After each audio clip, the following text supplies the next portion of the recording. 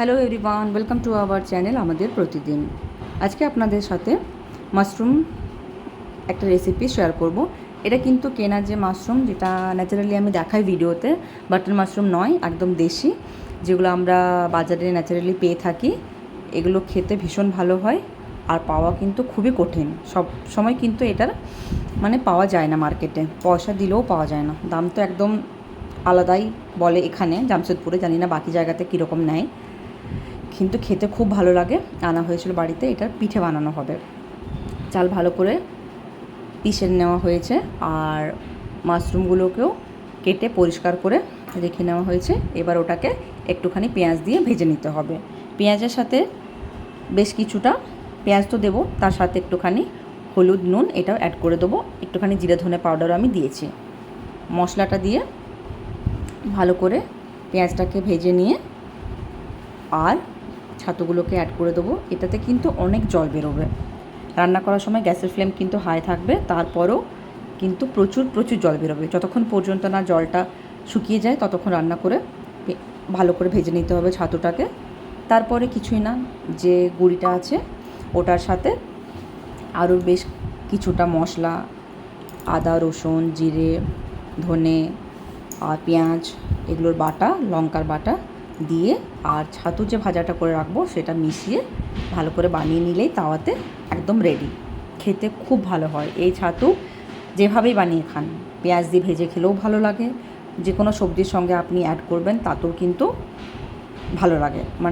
সবজির টেস্ট একদম আলাদা হয়ে যায়।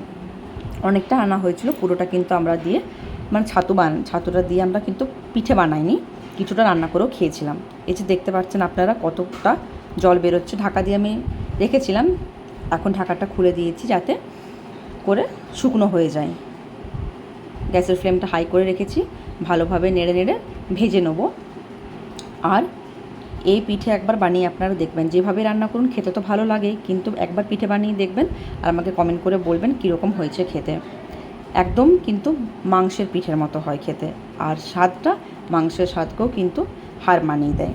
এখন আমার অলমোস্ট ভাজা হয়ে গেছে, আমি একটা প্লেটের মধ্যে এটাকে নামিয়ে নিচ্ছি ঠান্ডা হয়ে যাওয়ার জন্য। কখনোই কিন্তু এই সমস্ত পিঠেতে যে মশলায় আপনারা ইউজ করবেন, সেটা যদি লাউ পিঠে বানান বা বাঁধাকপির পিঠে বা টমেটো পিঠে যা কিছু বানাবেন, আগে কিন্তু এটাকে ঠান্ডা করে নিতে হবে। ঠান্ডা না করে দিলে কিন্তু গুঁড়িটা সেদ্ধ হয়ে যায়, ভালো লাগে না খেতে।